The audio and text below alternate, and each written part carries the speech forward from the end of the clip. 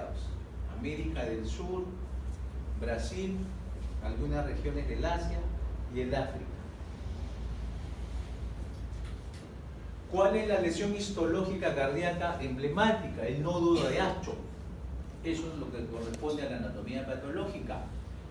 Este nódulo tiene un centro avascular con abundante material fibrinoide o necrótico. Hay presencia de células gigantes y estas células tienen un abundante citoplasma basófilo y granuloso. Y también tiene un nucleolo hipercromático. Acá. ¿Cómo se diagnostica fiebre reumática? Esta entidad tiene décadas de descrita, desde más o menos 1890 y tanto.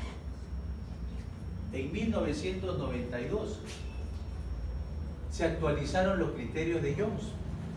¿Y cómo se postuló, cómo se hacía el diagnóstico de esta entidad? Había que acopiar criterios mayores y criterios menores.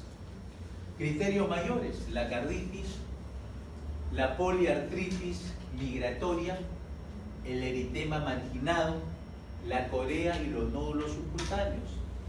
¿Cuáles son los criterios menores de Jones? La fiebre, la artralgia. Artralgia o artritis no es lo mismo. Artralgia quiere decir dolor de la articulación, pero sin signos de flobosis. Artritis quiere decir dolor de la articulación más signo de flobosis: calor, dolor, rubor, tumefacción, impotencia funcional. Eso es artritis. Tiene que haber todas las características de la inflamación.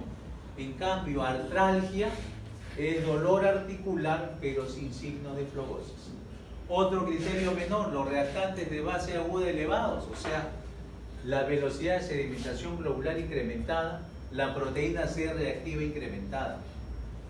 Y en el electrocardiograma, otro criterio menor es el intervalo PR en el EKG prolongado. Había que acopiar dos criterios mayores y uno menor.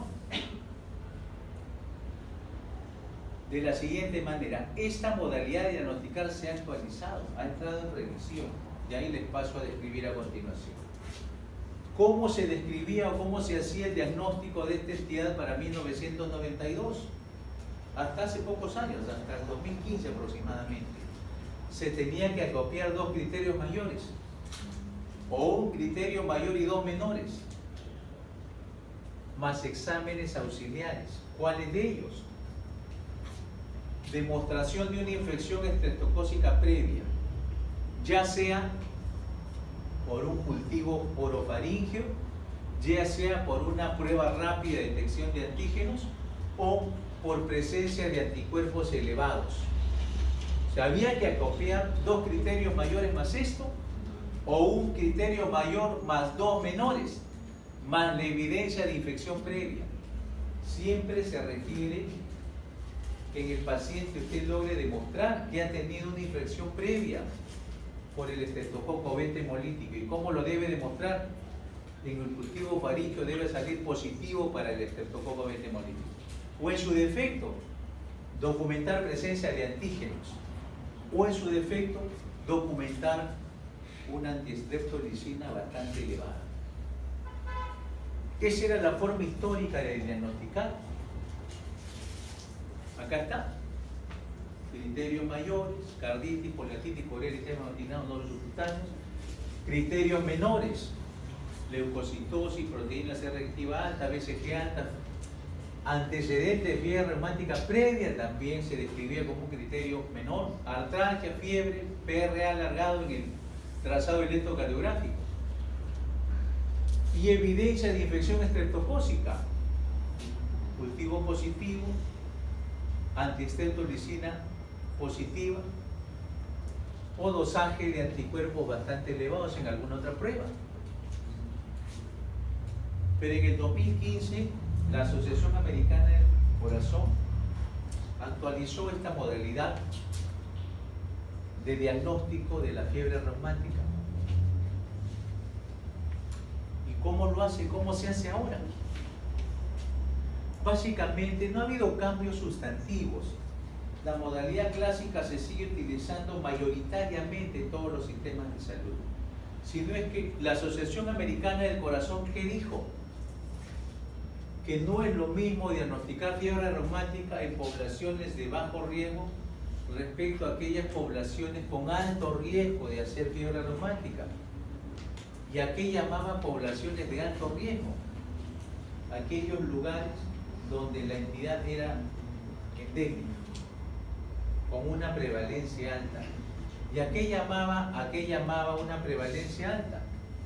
Prevalencia baja o población de bajo riesgo es aquella población la cual los casos de fiebre reumática acontecen en menos de 2 por 100.000 pacientes en edad escolar, o niños en edad escolar.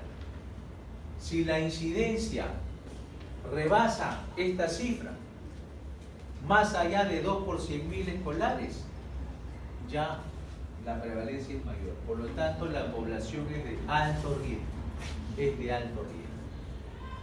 Entonces, si estamos en poblaciones de alto riesgo, y aparentemente el Perú, al ser un país todavía en vías de desarrollo, esta entidad es endémica. Oye, pero yo nunca la he visto. Obviamente, cuando usted haga el curso de pediatría y discurra en los servicios de pediatría en los hospitales estatales, ahí va a ver la entidad. La artritis, la carditis, la corea, los nódulos subcutáneos. O sea, si no es que estamos describiendo una entidad que es pediátrica en un curso que todavía se ve, en las cuales todavía estamos viendo pacientes adultos. Entonces, ¿qué reajuste ha hecho la Asociación Americana del Corazón a los criterios de Jones del 2015? Básicamente, los criterios mayores en poblaciones de bajo riesgo siguen siendo los históricos o tradicionales. O sea, no se les ha cambiado su gradación o su descripción. Sigue siendo la carditis, la artritis o poliartritis, la corea, el eritema, los nódulos. En cambio, si la región o el país donde desarrollo mi labor es un país de alto riesgo para fiebre reumática, los criterios mayores se han amplificado.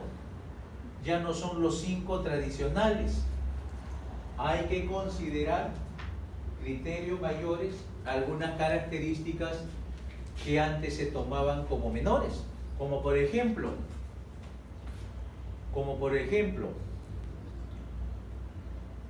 artritis, monoartritis o poliartritis. Antes, si es que había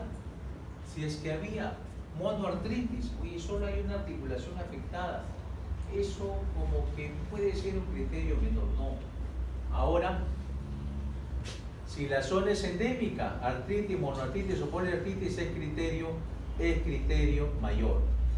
La poliartralgia también es un criterio mayor si la zona es endémica. Oiga, pero en la transparencia anterior te digo que la artralgia es un criterio menor. Esa era la forma histórica. Pero si el país es endémico en fiebre reumática, las artralgias son criterios mayores para diagnosticar. La corea, el eritema y los nódulos subcutáneos siguen siendo los mismos. O sea, ¿en qué ha cambiado la actualización? En que las artralgias, cuando el país es endémico en fiebre reumática, las artralgias deben considerarse criterios mayores. Y respecto a los criterios menores, en países de bajo riesgo, de baja incidencia de la enfermedad, siguen siendo los históricos, los clásicos, los que se describieron en 1992. Pero si el país es de alto riesgo, la monoartralgia es un criterio menor, la fiebre por encima de 38 es un criterio menor, la velocidad de sedimentación corporal por encima de 30 es un criterio menor, y la PCR por encima de 3 es un criterio menor. En cambio, si el país es de baja incidencia, la BCG tiene que estar por encima de 60 para ser un criterio menor. Si el país es de baja incidencia, BCGs discretas de 20-30 no es un criterio menor. Solamente si el país es endémico para fiebre reumática, BCG por encima de 30 configuran criterios menores. Esa es la única novedad en décadas en lo que respecta a fiebre reumática, porque el manejo, el tratamiento antibiótico y el manejo no ha variado sustancialmente, porque la industria farmacéutica no investiga mucho en patología que no le es lucrativa. ¿Por qué? Porque son enfermedades que afectan a los estratos socioeconómicos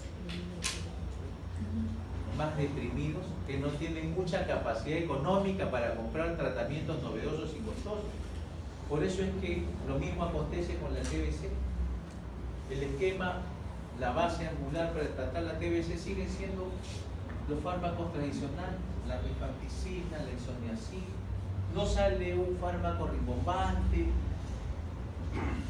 que reemplace a la asociación isoniazid-rifampicina, porque a la industria farmacéutica no le conviene mucho invertir donde la capacidad adquisitiva no es buena. Tanto ellos que se encarguen con la suya. Los medicamentos siguen siendo los tradicionales. ¿Qué más? Describiendo cada criterio mayor. La poliartritis suele generar confusión. Es el signo más frecuente en presentarse, pero confunde. ¿A quién no le ha dolido una articulación alguna vez al pisar el paso, lesionarse en un partido de fulbito? Entonces, la artralgia y la artritis son manifestaciones bastante frecuentes. Se presenta en el 75% de los pacientes, suele ir con signos de flogosis y afecta grandes articulaciones. No es como la artritis reumatoidea que afecta a los nódulos, perdón, las articulaciones metacarpofalángicas, no, articulaciones pequeñas. La fiebre reumática afecta grandes articulaciones, es migratoria y no es simétrica. O sea, el niño puede quejarse de que el hombro se le inflamó, pero el hombro contralateral está sano. Días después se le inflama la rodilla izquierda y así. Días después se le inflama el tobillo derecho. Va migrando la inflamación articular. Grandes articulaciones, no es simétrica, no afecta a pequeñas articulaciones. Cura sin dejar secuelas y cede rápidamente con los años, específicamente con el ácido acetil salicílico, la aspirina. ¿Vean? Esa es una artritis. ¿Por qué es artritis? Porque si hay signos de flogosis. Si no hubiese estos signos de flogosis, fuese una artralgia nomás. Este es el criterio más frecuente, la artritis. El criterio más grave es la carditis. La manifestación más grave es la carditis, porque es la única que deja secuelas, de ahí le viene su gravedad. Solo está presente en el 30% de pacientes que hacen fiebre reumática, afecta globalmente, pericardio, endocardio y miocardio. Si afecta pericardio, puede dar dolor torácico tipo pleurítico y frote pericárdico. Si afecta el miocardio, puede dar cardiomegalia, dilatación de las cámaras cardíacas. Puede aparecer insuficiencia cardíaca, aparecer o presentar el paciente arritmias, extrasistolia ventricular, taquicardia ventricular, trastornos de conducción, bloqueos del nódulo auriculoventricular de primer, segundo, tercer grado. Si afecta el endocardio, puede generar gran secuela en el aparato valvular. Las válvulas que más se afectan con la carditis es la válvula mitral. En segundo lugar, la válvula aórtica. ¿Cuál es la valvulopatía? Las valvulopatías que durante su fase aguda se dan con mayor prevalencia, la insuficiencia mitral y la insuficiencia aórtica. En la etapa aguda de la fiebre reumática, cuando está dando la carditis, aparecen soplos de insuficiencia mitral e insuficiencia aórtica. ¿Por qué? Porque hay inflamación, edema, engrosamiento de los velos valvulares. Pueden aparecer formaciones verrucosas. ¿Qué más? Pero cuando el paciente evoluciona años después que la inflamación remitió algo, apareció retracción cicatricial, fibrosis, fusión entre las cuerdas tendíneas, fusión entre las comisuras, la valvulopatía secuelar que suelen quedar más frecuentemente suele ser en primera instancia la estenosis mitral, eso años después. En segunda instancia, la insuficiencia aórtica. Son las dos valvulopatías secuelares. Primero la estenosis mitral y en segundo lugar la insuficiencia aórtica. Cuando la carditis es severa, aparece un soplo de insuficiencia mitral. Puede haber un soplo diastólico de insuficiencia aórtica también. Gran cardiomegalia, la cual se puede evidenciar en la placa de tórax. Puede haber derrame pericárdico y bloqueos auriculoventriculares de primer, segundo, tercer grado. Vean, un niño con carditis, donde lo que es evidente es incremento en la silueta cardiovascular, hay cardiomegalia, el índice cardiotorácico está por encima de 1.5, y no solo eso, también hay congestión pulmonar. El niño está haciendo insuficiencia cardíaca. Otra placa, vean, severa cardiomegalia. Carditis en el niño. ¿Qué más? Vean, ha hecho artritis, en este caso de la rodilla izquierda. La rodilla derecha no está afectada. Por eso es que este tipo de artritis se describe como migratoria y se describe como asimétrica. La articulación contralateral no está afectada. Otro criterio mayor, la corea de Sydenham. La corea de Sydenham básicamente consta de una triada. Hay movimientos coreotetóxicos, hipotonía muscular y la habilidad afectiva. Puede afectar las 4 extremidades o ser unilateral, afectar una extremidad. Puede aparecer tempranamente, así como tardíamente. Tan tardíamente como 6 a 7 meses después que la fiebre, en este caso la faringoamigdalitis, ya remitió. Y por lo tanto, muchas veces los reactantes de fase aguda, si aparece tardíamente, ya se han negativizado. La BCG está normal, la proteína C reactiva está normal. No suele coincidir con la artritis, pero sí puede acompañar a la carditis. Otro criterio mayor, el eritema marginado, es la manifestación menos frecuente. Consta de una erupción roja brillante y dolora, macular serpiginosa. Tiende a formar anulaciones. Tiene un centro de la lesión que suele ser más claro que la zona periférica y desaparece rápidamente en horas y pocos días. Se suele ubicar en el tronco, en las zonas proximales. Tronco, zonas proximales de miembros superiores e inferiores. Nunca afecta la cara. El eritema marginado no es exclusivo de la fiebre reumática. Esta entidad o esta manifestación puede aparecer acompañando a otras enfermedades. No es patognomónica la fiebre reumática, puede aparecer y acompañar a septicemias por estafilococo, reacciones medicamentosas, etc.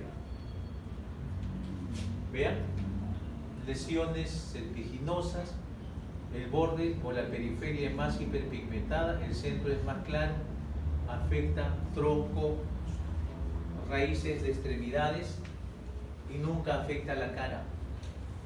Y los nódulos subcutáneos también es otra manifestación en tejidos blandos.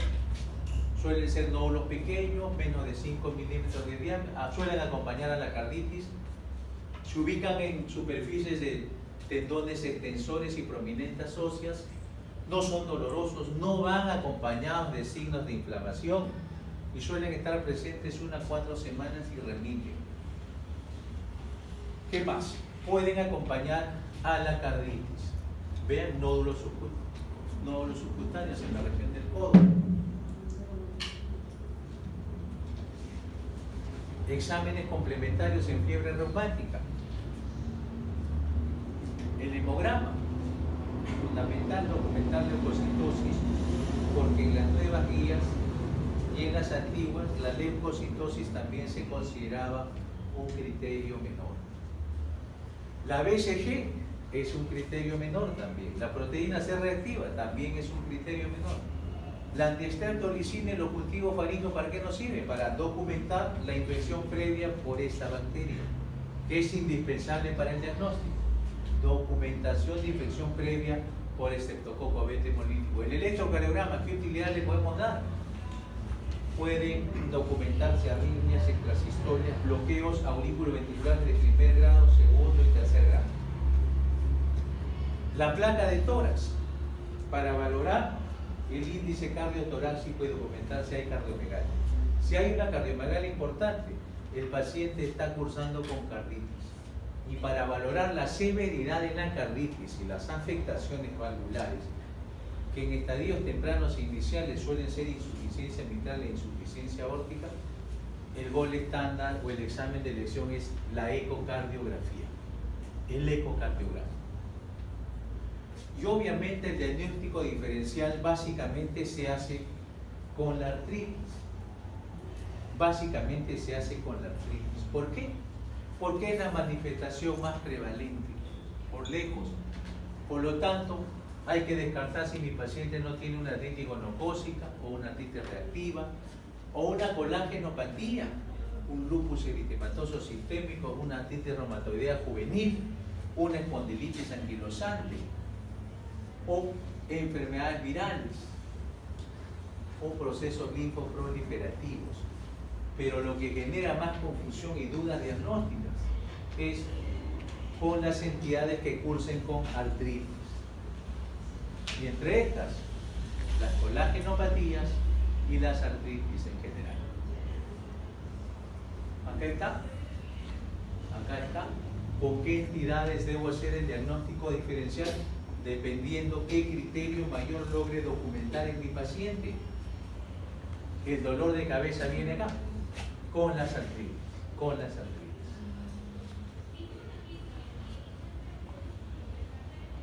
¿Y cómo se trata la fiebre reumática? Desde que apareció la penicilina, siempre fue y lo es hasta ahora el antibiótico de elección para tratar la fiebre reumática. No ha cambiado un ápice por décadas. ¿Con qué se trata? Si el paciente pesa menos de 27 kilogramos, penicilina benzatínica, 600.000 unidades por vía intramuscular. Si pesa más de 27, 1.200.000 unidades. ¿Se puede optar por vía oral? Cuando usted utiliza penicilina benzatínica, la dosis es única, una sola aplicación. Pero en niños se puede optar por vía oral, dándole 250 miligramos 2 o 3 veces al día por 10 días. Pero no solo el tratamiento se va a circunscribir a erradicar la bacteria de las amígdalas del paciente con penicilina benzatínica. También hay que tratar las manifestaciones por la respuesta inmunológica cruzada. ¿Con qué tratamos la artritis? Si esta es moderada, grave o si es que hay carditis leve, sin cardiomegalia ni insuficiencia cardíaca. La artritis y las carditis leves se tratan con aspirina, 75 a 100 miligramos kilo por día, dividido en 4 tomas, o sea, cada 6 horas por 15 días. Después se rebaja la dosis a 60 a 70 miligramos kilo por día y se le da 4 a 6 semanas más. Pero si mi paciente cursa con una carditis grave, con gran cardiomegalia e insuficiencia cardíaca, ahí sí la aspirina no va a ser suficiente. Usted tiene que echar mano ¿a qué? A los corticosteroides, específicamente ¿cuál es la elección? La prednisona, 1 a 2 miligramos kilo por día, por 2 a 3 semanas, y después se reduce la dosis y se continúa con aspirina 60 a 70 miligramos por kilo por día por 4 a 8 semanas. O sea, el tratamiento, aparte de la penicilina benzatínica, que es para erradicar la bacteria de las amígdalas del paciente, hay que tratar la respuesta inmunológica, la respuesta inflamatoria cruzada que se ha generado con aspirina, y si la carditis es grave, con prednisona.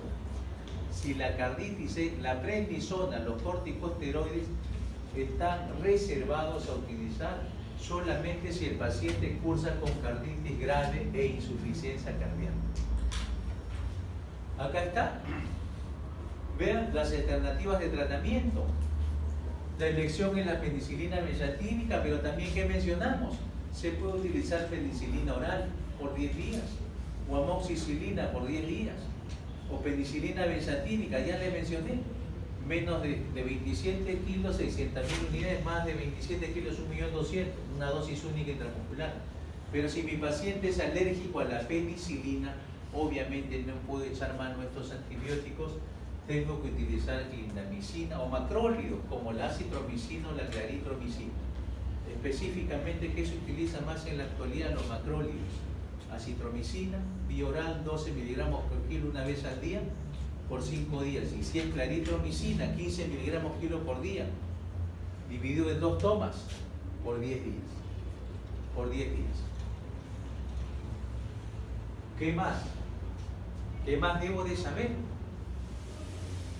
Que el paciente quien ya hizo un episodio de fiebre reumática, y obviamente el país donde vive mi paciente es endémico en esta entidad, siempre va a existir la posibilidad que meses o años después vuelva a infectarse nuevamente, hacer una amigdalitis por estreptococo beta hemolítico y nuevamente hacer un nuevo episodio de fiebre reumática.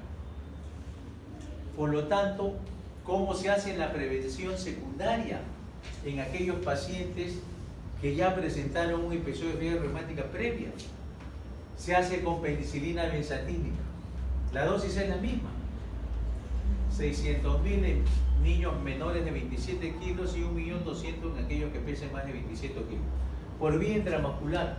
¿Cuánto tiempo se le da? Se le da cada 4 semanas, o sea, una vez al mes. Mensualmente se le aplica su ampolla de penicilina benzatínica. Oye, ¿y por cuántos meses? Toda una vida. Acá les paso a describir. Alternativa: usar la sulfadiazina o la penicilina oral. Si el paciente es alérgico a la penicilina, macrólidos en las dosis que ya le describí. Oiga, ¿y por cuánto tiempo le voy a hacer la profilaxis? Todos los meses le pongo la benzatínica. Sí. Una ampolla al mes y listo. ¿Por cuántos años? Eso está acá. ¿Cuánto debe durar la prevención secundaria en aquellos pacientes que ya hicieron fiebre reumática previamente? Acá está en inglés, pero está en un inglés elemental que lo pueden entender. Fiebre reumática con carditis y enfermedad valvular residual persistente. Y enfermedad residual valvular persistente por 10 años o hasta que alcance los 40 años de edad. Lo que sea más largo. El periodo que sea más largo. Por 10 años o hasta que llegue a los 40 años de edad.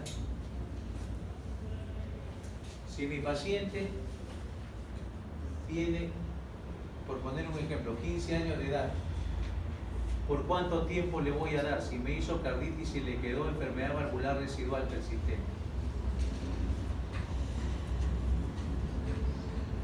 Si tiene 15 años de edad, le tengo que dar hasta que llegue a los 40. Porque si yo lo utilizo 10 años, va a ser hasta los 25. ¿Cuál es el periodo más largo? Hasta que llegue a los 40, porque va a haber 25 años de profilaxis. Si mi paciente hizo fiebre reumática con carditis, pero no le quedó enfermedad valvular residual, se le da por 10 años penicilina benzatínica una vez al mes o hasta que alcance los 21 años de edad, lo que sea más duradero, cualquiera de esas dos opciones. Y si mi paciente hizo fiebre reumática y no hizo carditis, la profilaxis debe durar por 5 años o hasta que llegue a los 21 años de edad. ¿Qué es lo más usual? Que se le da hasta que lleguen los 21 cuando no hay enfermedad valvular residual, y si es que tiene valvulopatía residual, una estenosis mitral, una insuficiencia aórtica residual, se le da hasta que llegue a los 40 años de edad. Todos los meses una ampolla de penicilina benzatínica por vía intramuscular. El pronóstico de esta entidad va a depender básicamente de qué secuela deje la carditis. En más del 90% de casos las carditis son leves y no dejan secuela valvular. O sea, mayoritariamente la carditis no le deja secuela relevante al paciente. La artritis y la corea se recuperan totalmente. Pero si la carditis es severa y le deja una estenosis mitral, una insuficiencia aórtica severa, obviamente el pronóstico va a depender de cuán pronto y temprano se dé corrección quirúrgica a esa valvulopatía. Y obviamente si hay recurrencias y en las cuales el paciente nuevamente hace episodios de carditis, se puede adicionar nuevas valvulopatías y mayor afectación valvular. De eso depende el pronóstico, de la secuela que pueda dejar la carditis. Si son secuelas valvulares graves, el paciente tiene que ir a operarse, etc. Bueno, el tópico, como ustedes ven, no es complicado, no es extenso, es un tópico simple, donde los ítems a revisar ya internalizar no son muchos. Aprenderse los criterios mayores, los criterios menores. ¿Qué más deben de saber? ¿Cuál es el mecanismo? Es una reacción inmunológica cruzada. Lo de la similitud antigénica que tenemos algunas personas con los componentes de la pared celular de esta bacteria. Y otro aspecto que deben de saber, que ha habido una actualización a los criterios clásicos de Jones, en los cuales algunos criterios menores han pasado a ser mayores en aquellos países donde la entidad o la enfermedad está endémica. Nada más. Y el tratamiento no ha variado mucho en décadas. Sigue sustentándose en penicilina mesatínica y la prevención secundaria suele ser bastante durativa. Hasta los 21 años del paciente, y si hay carditis y secuelas severas hasta que llegan a los 40 años de edad. ¿Alguna pregunta o comentario? Bueno, les dejo ahí la clase en el escritorio y como ya les mencioné al inicio, los tópicos, hay tópicos más importantes y esos tópicos el alumno tiene que aprendérselos, si puede de paporreta mejor. Lo que es ICC, lo que es cardiopatía isquémica, lo que es hipertensión, lo que son las valvulopatías, lo que son las arritmias. De ahí, enfermedad pericárdica, parada cardiorrespiratoria, fiebre reumática, neurocardite, neuroembolia pulmonar, son tópicos más pequeños que uno, en su ejercicio de su labor como médico general, difícilmente se va a cruzar. Pero cruzarse con una arritmia, con una fibrilación, con un hipertenso, con un paciente con soplo, falla cardíaca, arritmia, atonía, edema, es el pan de cada día. Bueno, se agradece.